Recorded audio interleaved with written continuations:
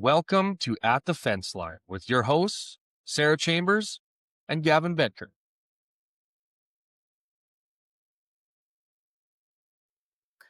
Hello. Welcome back, everybody, to another episode of At the Fence Line podcast. Thank you so much for joining us. We are so happy to have you here. And we have an awesome episode lined up today. Do we not, Gavin Becker? I think so. I'm excited. So, for those of you watching on YouTube, you will see that we have two very special guests on the podcast today. And I'm not really going to do the polite host thing by letting them introduce themselves and tell you a little bit about why they're fantastic people. Instead, I'm going to take about 2 seconds to tell you that myself because we've got so much to talk about today. So we're going to keep the intro short and sweet so that we can get into the good stuff, the reason that you're all here listening today. So first off, we've got Terry Betker back on the podcast. So if you listen to I don't know, 1 or 2 episodes ago, we had Terry on talking about, all the things that you've probably never really heard him talk about before on other podcasts, other interviews he's done. So Terry's back with us today. Terry Becker, of course, the CEO of Backswath. Thanks for joining us. Welcome back. Yeah, happy to be here. And then for his first episode, his introduction, we also have Blake Copley joining us today all the way from Carstairs, Alberta. Blake has been with the Backswath team for quite some time now. He is a financial management consultant, like I mentioned, based out of Alberta. Blake's background is in lending and special credit. So really, he's got a history of helping farmers through some kind of sticky, tight situations. And that's why we thought he'd be a great contributor to today's topic. So thank you, Blake. Welcome. Thanks for having me, Sarah and Gavin. Great to be here. Exciting, super exciting stuff. Okay, so we say that the At the Fence Line podcast is really like coffee shop talk with advice that you, the farmer, should be able to take back to the farm. So today's episode is really based off of Backswath's version of coffee shop talk. We, the four of us, were in a meeting the other day. We were just chatting about, well, really what our topic is about today, which is, one of the, I don't want to say plight, I don't like that word, but one of the current issues that's really facing next gen farmers today. Is that fair, Gavin? Yeah, Bit of a kick off, challenge yeah. and an opportunity. Yeah. Yeah. So yes, thank you. So we were chatting about that, and Gavin and I just felt like, oh my goodness, this would be such a great podcast topic. We wanted to hit record right then and there, but Blake hadn't done his makeup yet on that day. So, so we scheduled for today. So we're back. We're going to chat about it now, and you guys get to benefit from that. So super excited. It's really, I should have described it. It's really the paradox that next gen farmers are facing today with regards to wealth. That's what we're really going to dive in on. The big comment that we were making the other day when we were chatting about this was that it's really one of the first times in recent memory, at least, that farmers have enough accumulated wealth that we really need to approach what we're doing with that wealth a lot differently, especially as it relates to transition and next generation. So, just approaching that, there's a lot of different ways that transition is taking place currently. Some of it is really non-traditional. So what are we doing with that wealth? On paper, it might feel like there's a lot of money, but in actual fact, there's not as many dollars as people might think. So that's what we're kind of going to dive in on today. I don't know, do any of you have anything you want to add before we get into it? I think the intro is good, Sarah. We set the table nicely for our discussion. I think we can just get right into it. Yeah. Cool. Okay. So when we were talking about this the other day, we thought we would sort of be missing out on an opportunity if we didn't first explain our emerging farm manager program and how that kind of relates to all of this. So most people know that Backswath runs a peer group program. We've got our senior farm manager program as well as our emerging farm manager peer group. That emerging farm manager group is meant for the next generation of farm manager, regardless of age. We've taken more of a direct educational approach to that group where we're teaching core concepts, strategy, HR, of course, finance, to really give the next gen the tools, the information that they need to manage their farm with confidence. we see a lot that there's certain conversations between next gen and senior gen that, I mean, the conversations aren't happening. Next gen is super strong in operations. They really know how the farm runs and how to run it. But when it comes to the strategy conversations, the financial analysis, those things that are going on in the office, oftentimes we see that the next gen is being left out. So that is sort of a part of why we were talking about this as well, is because we know a lot of those next gen farmers. We have the opportunity, the incredible opportunity to work with them on a regular basis. But especially Gavin. So Gavin and I designed the EFM program together. He is one of the facilitators of a group that's been together for years now. Really, I think really successful group. 5 years. Yeah, incredible. Such a great group of people. Some of them, I know they're listeners, so shout out to you guys. You are some of our favorite people to work with. But yeah, so Gavin, when you think about your peer group specifically, how would you say that you know them to be proactively addressing this issue of wealth and the transition of wealth amongst their families? Yeah. Okay. Well, first of all, and this is a little bit off the note, Sarah. So the first thing I'd like to say is the fact that they all so willingly and eagerly joined a group like that is already a testament to them and their families' acknowledgement of what they're transitioning into managing is a big deal. Like they're it's big business, lots of money, lots of dollars involved, and a lot of hard work, and a passion and family history at those farms that they want to continue. So yeah, after joining, after forming that group, after having them bond over the first year or so, they've shown a real keenness and real professional attitude. Like they like to have fun. They like to talk about their own families, and there's a social aspect to that peer group that shouldn't go unmentioned. But when it comes to the business side, yeah, they're keen, they're sharp, they share challenges and opportunities, and I think they really benefit from being able to talk about those things and how there is pressure or there's expectations. There's just a weight to what they're inheriting and stepping into transition and taking over, that they really appreciate the forum to be able to talk to other people going through and getting into the same sort of situation that they are, because they all have other friends. Some of them will be farming and perhaps close enough that they don't want to talk about that. So they'll have some non-farming friends that just really kind of maybe don't quite get it or can appreciate what they're going through in their business lives. So the forum and their attitudes and willingness to share and talk about it, and support each other going through it. It's yeah. So what I see, and I think it's, this is a select group. It's a bit of a self-selected group. The fact that they joined and so that it's no surprise to me that this group is keen and energetic and smart and doing a really good job in their own personal development. But that's what I see. I see a real smart and keen group. Yeah. Great. And then Um, what do you think about the way that they're kind of working with their families or the senior generation on the farm to approach that transition of wealth? How are they addressing it? Well, I think as keen and as energetic and motivated as they are, those families still are having kind of some of those typical struggles where when do you talk about it? Who do you include in the conversations? How do you actually then start transitioning the roles and including the next generation in some of those bigger decisions? Because the older generation still has the final decisions. They have the experience and the knowledge of their career so far.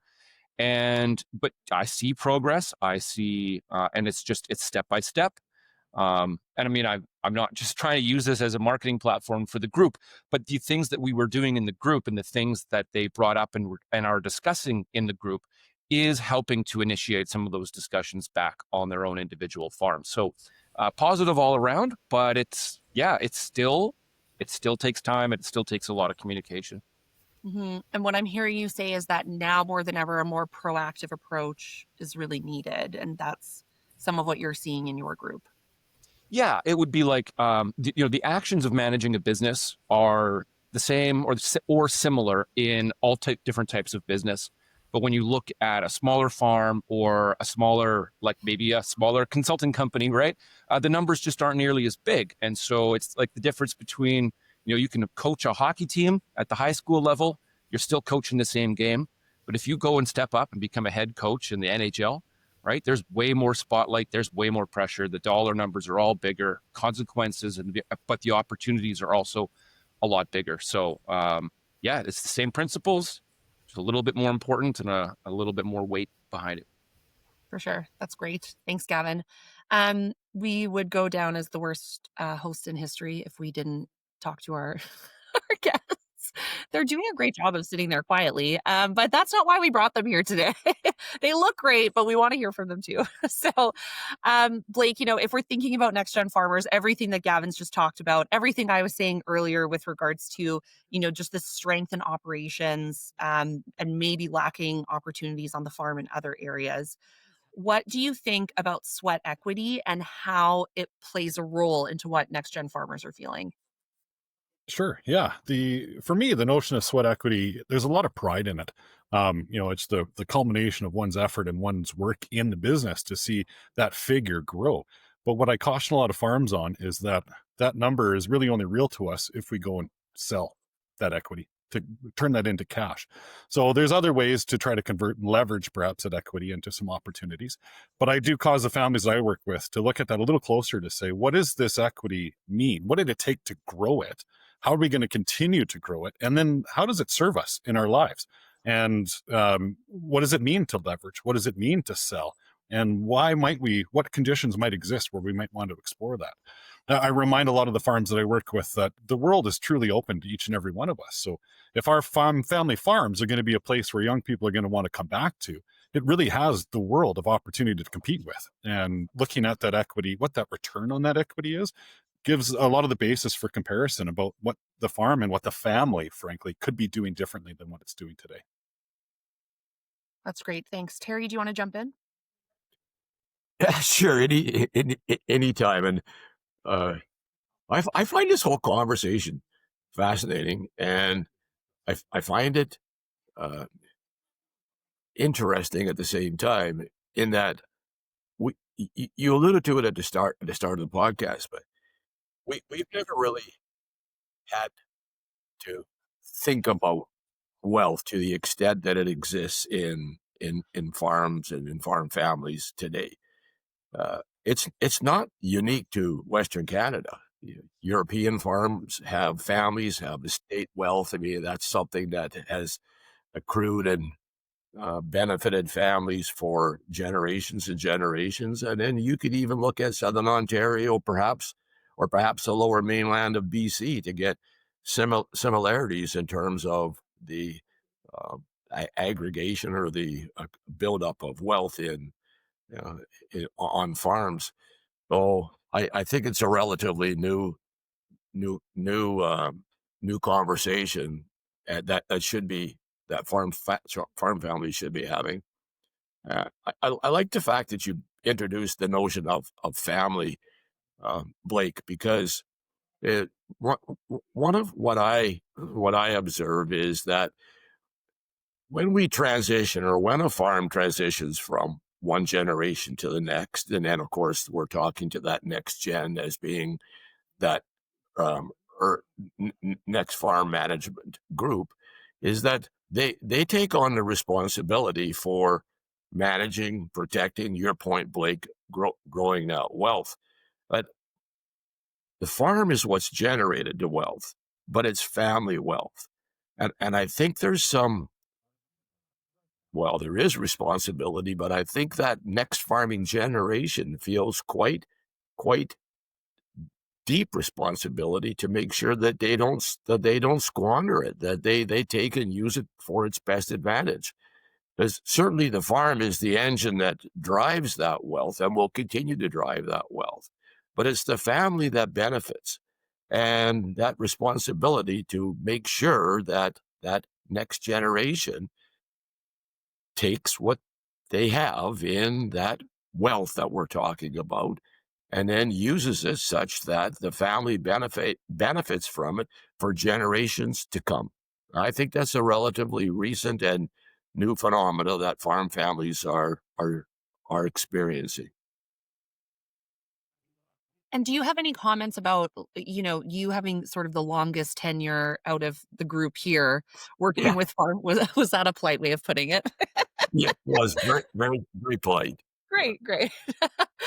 What are some ways that you can maybe comment on that families were approaching this in the past that you don't think are relevant anymore today? Or things that maybe they didn't have to consider however many years ago that, now as the size of farms change, as the even just like the pressure of transition, I think is changing a lot as well, because like you said, there's so many other options out there for people today. So what are things that we weren't having to think about, 20, 30 years ago that now really should be top of mind? Well, just one comment right off the bat. People tend to pretty quickly go to size as being a driver of what we're talking about, and actually, yeah, sure, size matters. A larger farm in terms of its size, whether it's a number of cows in the dairy or acres that are being farmed, matters. But I think that one of the drivers that we're talking about here that's different than in the past is complexity, because you can get complexity in a family farm, whether it's a larger farm or a more modest farm, in terms of who's going to farm and what happens to the farm family or the family members that aren't farming, and what is starting to be more of a common consideration is to take the farm as it exists and make sure that hmm, it's managed such that in the future, perhaps one of the children, nieces or nephews or grandchildren of a non-family farming or non-farming family member have an opportunity to farm in the future. Well, that's something that, I mean, traditionally 20 or 30 years ago, uh, we didn't talk, or like the industry didn't talk about succession planning or transition planning. The farms moved generation to generation. Sure, I mean, that transition of ownership and management has existed forever and will continue to exist forever, I think. But the dynamic of, well, can somebody that's not farm in a family that's not farming today, can their children farm perhaps in the future? And those are discussions that then require, I think, not more of a focus of transition that the 35-year-olds or the 40-year-olds are thinking about. And that's not unique to, again, I want to be a little bit traditional here, not unique to the transition that would have occurred in the past, where it was the parents, 65, 70-year-old people that were transitioning. That still happens. But I think what we're talking about is the the importance of that next group, that 30-year-old, 40-year-old people that are either in or through the transition and are trying to think about, okay, what does this mean to us? And how are we going to take this and make sure that 20 years from now, when it's that next generation that's coming in, is in a position financially to carry that legacy of the farm forward? That's different now than what it was in the past, in my opinion, Sarah. That's really great. Thanks, Terry. Um, Blake, I want to kind of jump back to you here and talk a little bit or hear your perspective on the kind of risk aspect of everything that we're talking about. Given your background, can you make some comments on that? Yeah, and to expand on what Terry was building, the complexity of the industry has grown substantially in that period of time, and the risk along with it. The scale of the numbers that we're talking about are just so much bigger. The margins for error are just so much thinner that a lot of families, as they face some of these challenges and look at their options, they can't really, there's not a whole lot of room to step afoul without then putting some of that equity, some of that family wealth at risk. And I certainly saw it within my career where families were unaware of how their choices were played out in the business and how perhaps they weren't the most efficient. That did actually start to erode some of that equity over time. And it was shocking and sobering a lot of the time when I would meet with these families to say, did you know that because of some of the management decisions you've made in the last period of time have cost effectively, hundreds of thousands, if not millions of dollars with some operations. And they were simply unaware. They were really just focused on doing what they thought they were doing best, managing their farm, but without paying attention to some of that risk component, the efficient use of that equity. Fundamentally, it's at risk of becoming zero again. So it is something that it needs to be taken seriously to look at. Yes, we've accumulated this over often generations. This represents the sacrifice, the hard work of so many people to have gone in to build that. And to pursue what the family wants should be defined by more than just simply, we want to farm year after year after year. We need to understand why. We need to understand under what parameters are we willing to continue that pursuit. How are we going to try to improve it so that that wealth can generate cash for us, for our individual, but also our operational and business needs? And to Terry's point, to family that isn't in existence within the farm, it's for that entire family to benefit and derive some benefit. Okay, great. So we have spent a bit of time setting up, the issue at hand, the opportunity at hand, however you want to put it, what we feel is something that's really, really top of mind for not just next gen, but it has to be the senior gen as well, the ones transitioning some of that wealth, transitioning the business over. Blake, if we kind of switch gears a little bit here to start talking about what are some actions that people can take? What's something that farms could start implementing today, or should at least be thinking about today and planning to implement in the near future? Yeah, so we've talked around just what is it that we're doing and why do we plan on doing it. So when I'm again advocating and working with families, I really strongly suggest they take a good inventory of where they're at today. And I mean, looking at their finances, looking at their asset mix, look at the people that's around, the people that are peripheral to the operation, and really getting a good understanding of what their present situation is. Then look at how did they get to that point? What decisions were made? What challenges were made? What lessons have they learned along the way? That helps me as well to know just what attitudes help inform the family and the decisions that they made to get to where they are today. Then the next logical question is, where do we want to go with this? Now we're informed with why and how. Now we want to. Now we're defining where are we taking it, and we can start to set some parameters about how do we know we're working towards that? What sort of changes or what sort of decisions can we put in place towards that? What guardrails can we put on the highway to make sure we're keeping it between the lines? And as a financial expert, I really like to rely on financial metrics.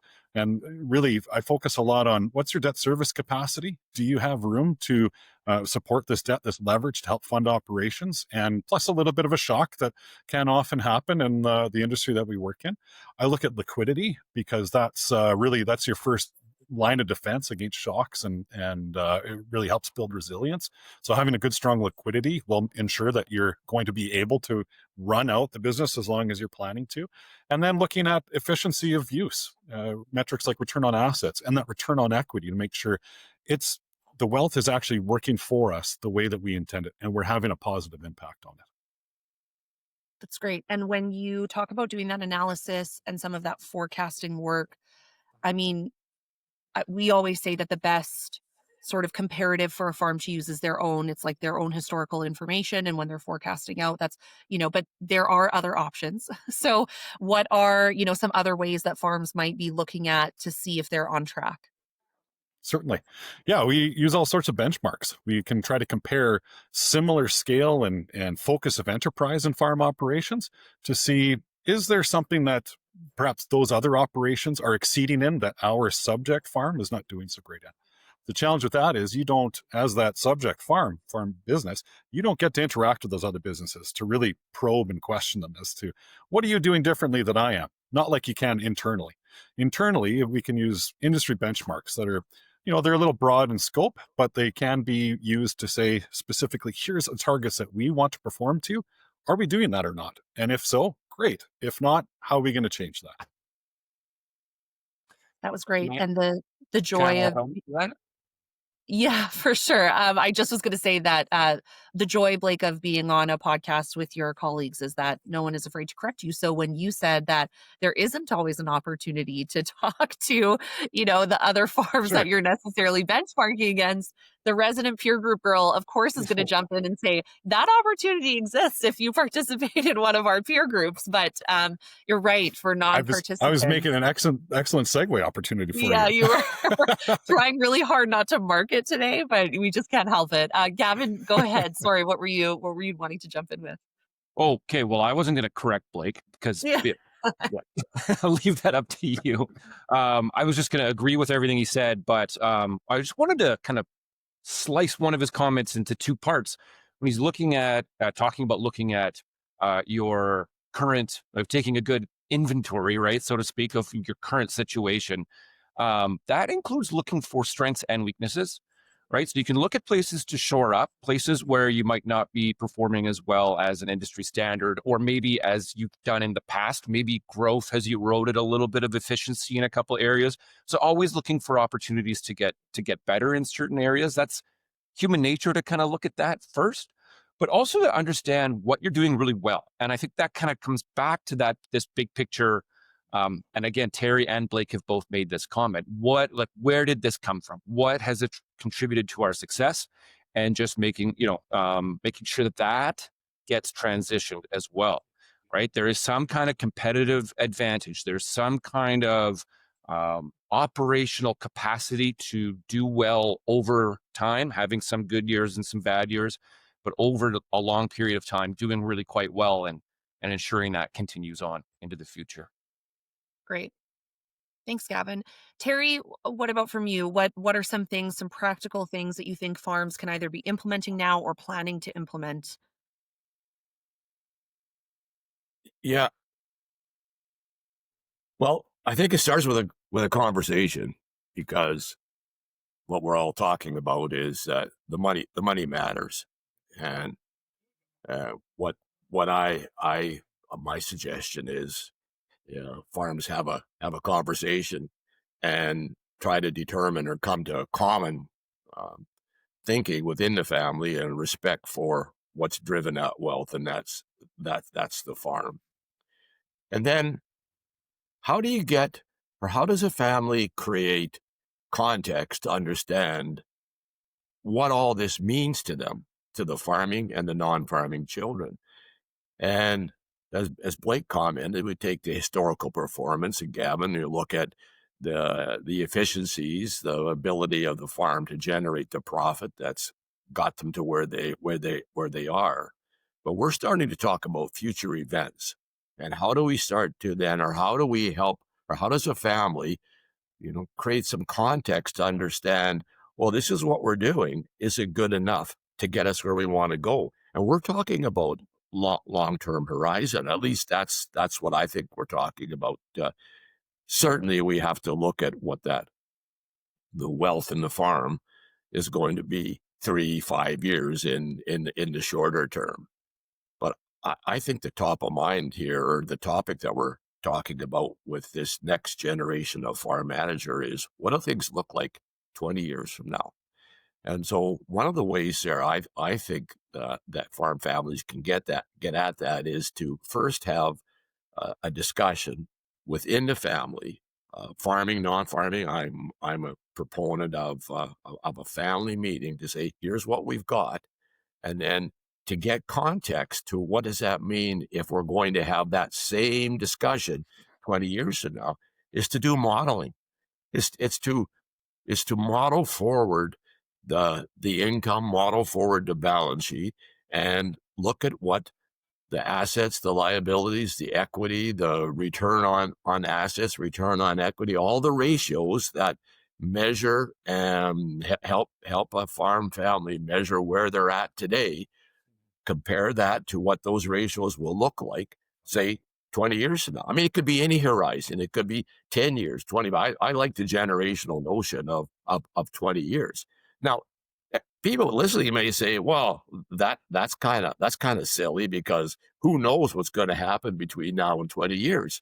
Yeah, of course. But set that aside. And the intent of that exercise is simply to create context to help answer the question, if we continue doing what we're doing, and this is what happens because it was built on the past. So if we continue to do what we're doing and we sit here and have this meeting again 20 years from now, are we going to be in a position financially where we can talk about transitioning the farm yet to that next generation? So I think modeling is one of the ways to create that context to understand. And see, Gavin, I see you got your hand up there, but I think that's one of the things that families can do to help them create that context to understand, what does all this mean to us? Gavin? Yeah. So when we do a vision, mission, and values exercise with the farm family, and specifically when we do a vision exercise, we ask them to think about the farm 20 years in the future, 30 years in the future, almost indefinite in the future, right? What are we working towards? And it would be, now I'm really glad you brought up the modeling thing, Terry, because it would be, I think it would be a mistake to have a vision that's long term, but not have a general idea of what the financial picture is going to look like long term to go with it, and to look at the consistency or inconsistency between the vision and the finance. I mean, we talk about the 3 key alignments, and they're equal. That's 2 key parts of it right there. And that long term modeling, you could do it like very conservatively too, right? Like you don't have to just straight up keep the arrow going, or the line on the graph going 20 years is based on your last 5 or whatever. You can do it conservatively and then still get a sneak peek at what that might look like.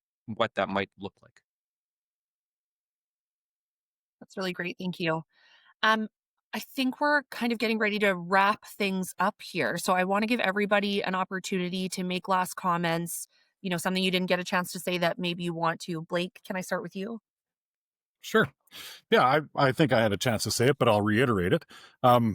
Family wealth, hey, it is large. It is substantial when we're talking about Canada's farming community. And so these families should also have a conversation about, how did it get here and what does it mean to us? What's acceptable and what's not? And be comfortable with the decisions that they make. But without having that very open and honest discussion about, what does this mean and what are we trying to do with it, I fear that many farms will be just wandering through the woods without that direction to pull them through. Yeah. Really great comment. Thanks. Terry? Well, I love it, Blake. You referred again to, what does all this mean? Oh, maybe a comment I can make would be, not that long ago, I was involved in a family discussion about what we're talking about here. So this was a mother and a father and a son and 2 sons and their spouses, and a sister and her spouse, and got together in a meeting to talk about exactly what we're discussing here. How much wealth exists in the farm, in the family, and then what do they want to do with it? Well, we went around the room and asked everybody. Well, so they measured their equity, their net worth today, and then we modeled it forward. I think we modeled it forward 20 years, and it got 20 years based on the 2 things: based on their historical profit and based on what they thought the land would continue to appreciate in value. Now, Gavin, I'm just segueing here, but Gavin, to create that context, you're exactly right. You can look at what we think might happen. We could look at what's a worst case scenario. We could look at a good, basically, once you run the model, you can run different models and then compare and contrast and even dive deeper into the understanding what the heck all this means. But Sarah, back to my example of this family, and I absolutely am 100% convinced that this family that I was talking to is not unique in Western Canada. I think it's everywhere. Anyway, the number that this family's modeling got them to in the future was a really big number, tens of millions of dollars. And they all knew it. We shared this information. And remember, in this meeting, we had the farming and the non-farming family members involved. And I asked them, what does this mean to you? and went around the room, and they all had an opinion. One of them, well, it was actually the father, who was really proud of where they had got to and where they might get to, because things were pretty tough in the 80s for that farm family. And the one son that's farming, one of the farming sons, was pretty concerned that they were going to fall into this complacency about, okay, well, we're in pretty good shape. We don't want to fiddle this away in the future. And came all the way around to actually, it was that farming son's spouse who, when she commented about what that big number meant to her, she said, nothing. It doesn't mean anything to me. She said, I'm not actively involved in the farm. I don't see anything tangibly that I own. So that she's not a shareholder in that farm. And that's why I made the comment earlier that the farm's driven to wealth, but it's family wealth. So she is part of that. And that's her opinion. It's not wrong. But that family needs to understand what do people think about the wealth. And then they need to have the conversations about, well, what do they do about all that? And we don't have time to get into all the different ways that they can carry on that conversation. But Sarah, I thought that story might be a kind of an interesting real life scenario that basically is an example of what I think happens or is the reality for the great majority of farms in Western Canada. That's great. And I really love that story. I mean, anybody who has worked with me or spent any amount of time with me knows that I'm a proponent of great communication skills and really just actually getting to the table and having those conversations, because that's something we see a lot as well, is that all of these things are going on. There's a lot of questions being left unanswered because people just quite simply are hesitating to just talk about it. So I really appreciate that that's what you wanted to kind of finish off with today, Terry. But Gavin, I want to give you a chance as well. Was there anything you wanted to add in before we say goodbye for today? Actually, no, I don't think so. I'm pretty happy with what we covered and some of the examples and tips and tricks. And so I'm good. Thanks. Hard to follow Blake and Terry when they're wrapping things up. Okay, no, that's great. Well, Blake, Terry, thank you so much for joining us today. I'm glad we were able to kind of get that informal chat into something um, that will live on the internet forever. So hopefully you said what you wanted to say, and hopefully you'll be back to join us again. I think, like Terry sort of referenced, there's a lot of things that we've left open-ended here. I mean, this is such a big topic that when you break it up into smaller pieces, it can go in so many different directions. So if there's something that you heard today as the listener that you want us to dive in more, please let us know. Luckily, it is not hard for Gavin and I to get Blake and Terry back on. So please, we love the feedback. Thanks for the feedback we've received so far. I love the messages coming in on Instagram, the texts people are sending to me personally. It's so great to know that you guys are listening and to hear what you think. So if you have any questions about what you heard today or another topic that you might like to hear more about that maybe we haven't covered yet, please don't hesitate to let us know. Subscribe, like, share, follow us, Instagram, all the places. We're out there now. We're really enjoying this and really grateful for those of you who are tuning in. So thanks again, Terry, Gavin, Blake.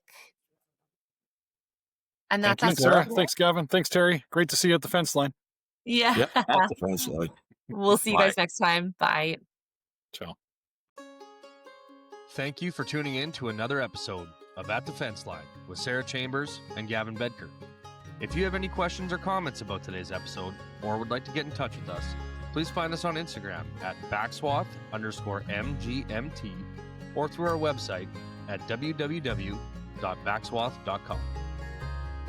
The views, thoughts, and opinions expressed in this podcast belong solely to the host and guests and do not necessarily reflect the views, policies, or positions of Backswath or its affiliates. Any reference to specific products, services, organizations, or individuals does not constitute an endorsement or recommendation by Backswath.